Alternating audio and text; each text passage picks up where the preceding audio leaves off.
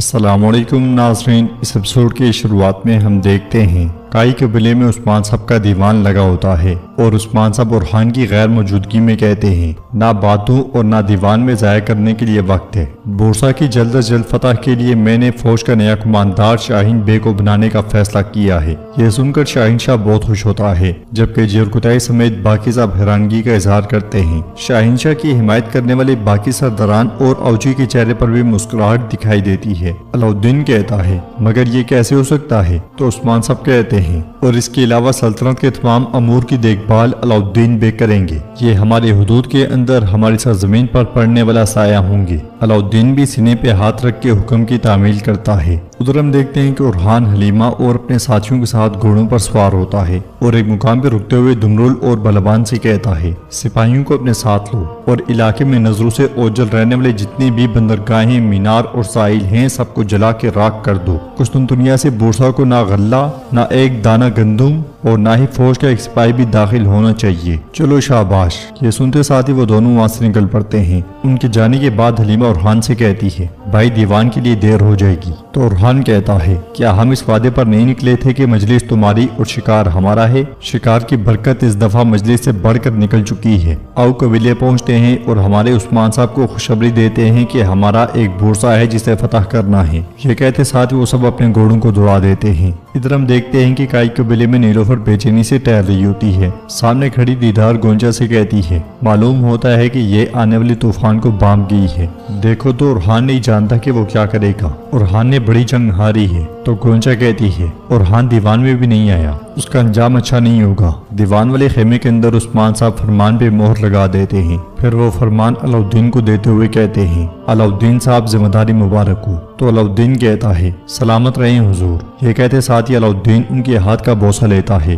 باہر اونور گونجا کے ساتھ کھڑی اپنی ماں دیدار کے پاس آتا ہے۔ اونور کو دیکھ کر دیدار آگے بڑھتے ہوئے پوچھتی ہے بیٹا خیر تو ہے؟ تو اونور کہتا ہے عثمان صاحب نے بیلیجک، سقوط، ایناگول اور تمام عثمانی زمینیں علاؤالدین صاحب کے سپرد کر دی ہیں۔ یہ سن کے گونجا بہت خوش ہوتی ہے جبکہ دائیں بائیں کھڑی نیلوفر اور منن خاتون پریشان دکھائی دیتی ہیں۔ گونجا کہتی ہے میرے اللہ کا شکر ہے بالآخر علاؤالدین کو اس کا حق مل گیا۔ تو منن خاتون آگے بڑھتے ہوئے کہتی ہیں آخر کب علاؤالدین کو اس کا حق نہیں دیا گیا جو تم ایسے بات کر رہی ہو گونجا؟ اور اورحان بے کا کیا اونور؟ جواب میں اونور کہتا ہے عثمان سردار نے اورحان بے کو ان کی ذمہ داری سے ہٹا دیا ہے، اب معاشرے کے نئے کماندار میرے بابا شاہین شاہ ہیں۔ یہ سن کے دیدار بہت خوش ہوتی ہے اور نیلوفر غصے سے کہتی ہے جس دیوان میں اورحان موجود ہی نہ ہو اس میں ایسا فیصلہ کیسے آ سکتا ہے؟ دیدار اشارہ کرتی ہے تو اونور چلا جاتا ہے۔ نیلوفر مزید کہتی ہے کیا کوئی سردار نہیں تھا جو ان کی پیٹھ کے پیچھے ان کا دفاع کرتا؟ کیا کسی ایک فرد نے بھی مزید کوئی بات نہیں کی؟ تو منون خاتون کہتی ہیں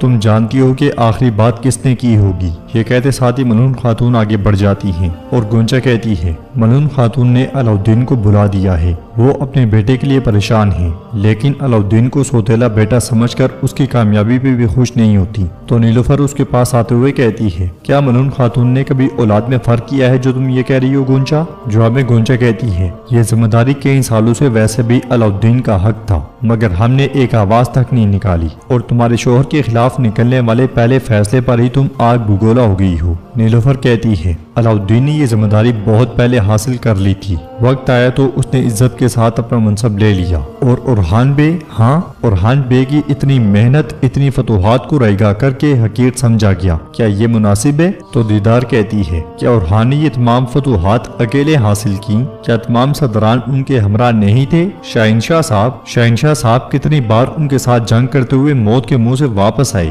نیلوفر کہتی ہے دیوان سے نکلنے والے فیصلے نے ظاہر کر دیا ہے کہ پہلی ہی شکست کے بعد شاہنشاہ صاحب کس حد تک اورحان کے ساتھ تھے۔ یہ کہتے ساتھ ہی نیلوفر آگے بڑھ جاتی ہے۔ خیمے کے اندر عثمان صاحب فرمان شہنشاہ کو بھی دے دیتے ہیں اور وہ بھی عثمان صاحب کے ہاتھ کا بوسہ لیتا ہے۔ عثمان صاحب ان سے کہتے ہیں شہنشاہ صاحب جلدی قرارگاہ روانہ ہو جاؤ، سپاہیوں اور صدران کو اتحاد میں رکھو۔ جواباً شہنشاہ کہتا ہے جو مبارک ذمہ داری آپ نے مجھے سونپی ہے اسے جلد از جلد احسن طریقے سے نبھانا میرا فرض ہے۔ عثمان سردار آپ سلامت رہیں۔ جواباً عثمان صاحب کہتے ہیں اللہ آپ کو فتح یاب کرے۔ باہر سے منون خاتون بہت غصے میں آگے بڑھ رہی ہوتی ہیں۔ دیوان کے اندر عثمان صاحب پوچھتے ہیں کیا دیوان کے ختم ہونے سے پہلے کسی نے کچھ کہنا ہے؟ ملون خاتون خیمے کے اندر داخل ہوتی ہیں اور عثمان صاحب سے اجازت طلب کرنے کے بعد سرداران سے کہتی ہیں میری باتیں اس وقت کی ہیں جب یہ قبیلہ اس سرزمین پر آیا تھا، تمام سرداروں اور سپاہیوں کی سربراہی کرنے والی حائمہ خاتون کی طرح میری باتیں سنی جائیں۔ یہ دیوان مشورے کی جگہ ہے،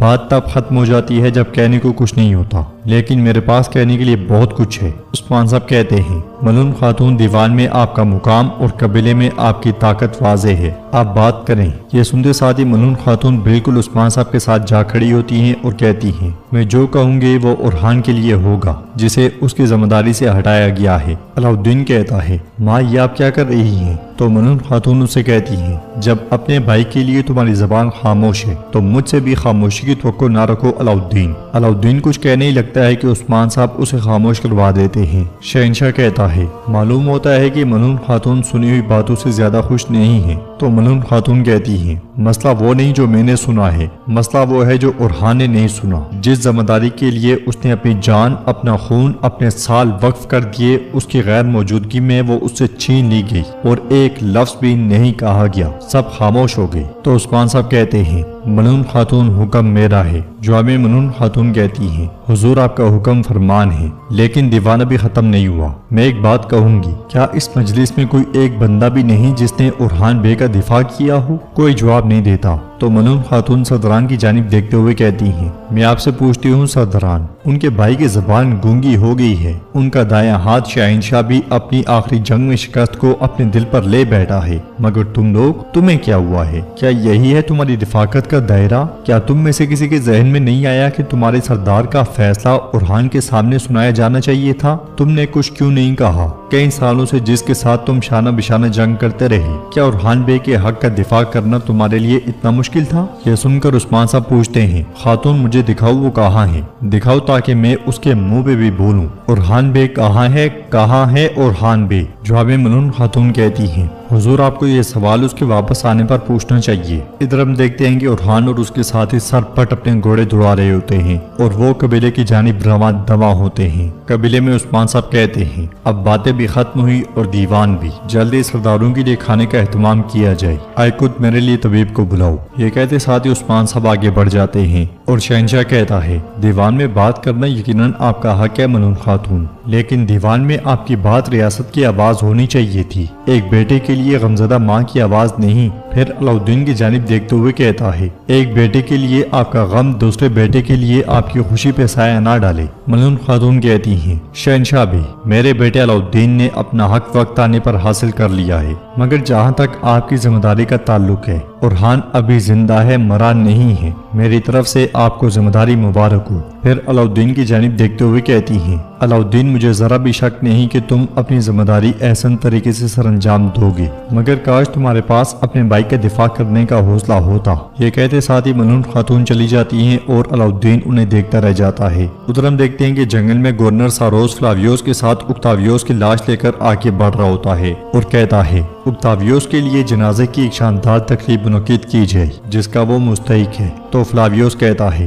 جب تک اورحان اور عثمان بورسا کی دیواروں پر لٹکے نہیں ہوں گے تب تک کسی بھی تقریب کا کوئی مطلب نہیں ہے۔ تو ساروس کہتا ہے آپ صحیح کہہ رہے ہیں، ہمارا غم بڑا ہے، لیکن جب تک سرنگ کی جگہ انہیں معلوم نہیں ہوتی بورسا محفوظ سمجھا جائے گا۔ اس لیے میں فلاویوس کو کتوں کے بھونکنے کی آواز سنائی دیتی ہے، وہ ایک دم سے رک جاتا ہے اور کہتا ہے اورحان اپنی فتح کو کل پر نہیں چھوڑے گا، چلو میرے ساتھ آؤ۔ یہ کہتے ساتھ ہی وہ گھوڑے سے اتر جاتا ہے۔ قریب ہی میں کچھ ترک سپاہی کتے کے ساتھ آگے بڑھ رہے ہوتے ہیں اور کتے کو دیکھتے ہوئے ایک سپاہی کہتا ہے کتا بے چین ہو گیا ہے، اس کا مطلب ہے یہاں کوئی چیز ہے۔ یہ کہتے اور سنتے ساتھ ہی وہ تلاش میں لگ جاتے ہیں۔ آگے بڑھتے بڑھتے ایک سپاہی کا پاؤں دروازے پہ آتا ہے تو سپاہی ایک دم سے دروازہ کھول دیتا ہے، پھر خوش ہوتے ہوئے اپنے ساتھیوں سے کہتا ہے ڈھونڈ لیا ہے، ہم نے سرنگ کا راستہ ڈھونڈ لیا ہے، جلدی سے حضور کو اطلاع دو۔ مگر اسی لمحے فلاویوس کا چھوڑا ہوا تیر اس کی جان لے لیتا ہے اور فلاویوس آگے بڑھتے ہوئے کہتا ہے تم یہاں تک تو آگے ہو، لیکن یہاں سے جانے کی اجازت बिल्कुल नहीं है। सिपाहियों, इन्हें घेर लो। वैसे क्या तुम्हारे अलावा कोई और भी है? चलो बोलो। मगर सिपाही बात करने के बजाय उस पर हमला करते हैं। फ्लावियोस पलक झपकते साथ ही अकेले उन तीनों को मौत के घाट उतार देता है। सारोस भी उन तक पहुंच आता है और फ्लावियोस सिपाहियों से कहता है, इलाके की तलाशी लो, कोई भी आसपास ना हो। सारोस बाजू फैलाते हुए कहता है, शानदार काम किया है तुमने, शानदार। तो फ्लावियोस कहता है, जब तक इनके दरमियान उरहान नहीं है ये काम नामुकम्मल है। सारोस गुस्से में सिपाही से पूछता है, रास्ते में हमारी पेट की हिफाजत करने वाले सिपाही तुम्हारे हुक्म पर थे, क्या ऐसा ही है? वह सिपाही डरते हुए कहता है, जनाब मैं माजरत चाहता हूँ। ये सुनते साथ ही सारोस खंजर निकालता है और उसके गले में गाड़ देता है। फिर दूसरे सिपाहियों से कहता है, मेरी तरफ देखो, आइंदा तुम सब बहुत ज्यादा मुहतात रहोगे। ये सुरंग बुरसा की निजात की आखिरी राह है। फ्लावियोस कहता है, चलो बुरहान के पास चलते हैं, देखते हैं कि क्या वो यहाँ से दाखिल हुए थे। सारोस चिल्लाते हुए कहता है, लाशें जल्दी से हटा दो। अगर उरहान के साथियों ने लाशें यहाँ देखी तो समझ जाएंगे कि यहाँ सुरंग है। ये कहते साथ ही सारोस आगे बढ़ जाता है। मगर हम देखते हैं कि इस सारे मंजर को वो कुत्ता बड़े गौर से देखता है और उसके बाद एक तरफ भाग जाता है। काई कबीले के सरदारी खेमे के बाहर सरदारान के लिए दस्तरखान लगा होता है। नई जिम्मेदारियां मिलने पर सरदारान शहंशाह और अलाउद्दीन को मुबारकबाद दे रहे होते हैं। सरदार शहंशाह उरहान के साथी तैमूर बोगा और तुरान को देखते हुए कहता है, ये क्या हाल है? क्या दीवान के साथियों को ये जेब देता है? तो तुरान कहता है, मलून खातून के दीवान में दाखिल होने से मुझे शर्म आई है, इसी वजह से शाहीन बे। अलाउद्दीन कहता है, मेरी माँ ने मेरे सरदार का हक का दिफा किया और मेरे वालिद ने हक का तकाजा पूरा किया। तुरान, अब मामला खत्म हो चुका है। तो तैमूर बोगा कहता है, इंशाअल्लाह शहंशाह साहब हमें शर्मिंदा नहीं करेंगे। जवाबन शहंशाह कहता है, तैमूर बोगा, जब इत्तेहाद का वक्त है तो क्या तुम फूट डाल रहे हो? तैमूर बोगा गुस्से में हाथ मेज पर मारते हुए कहता है, खबरदार, मुझे ऐसे अल्फाज मत कहना। शहंशाह कहता है, अगर तुम्हें कुछ कहना था तो अंदर दीवान में कहते, अब ऐसा करना फूट है। उन्हें बहस करता हुआ देखकर अलाउद्दीन कहता है, खामोश हो जाओ,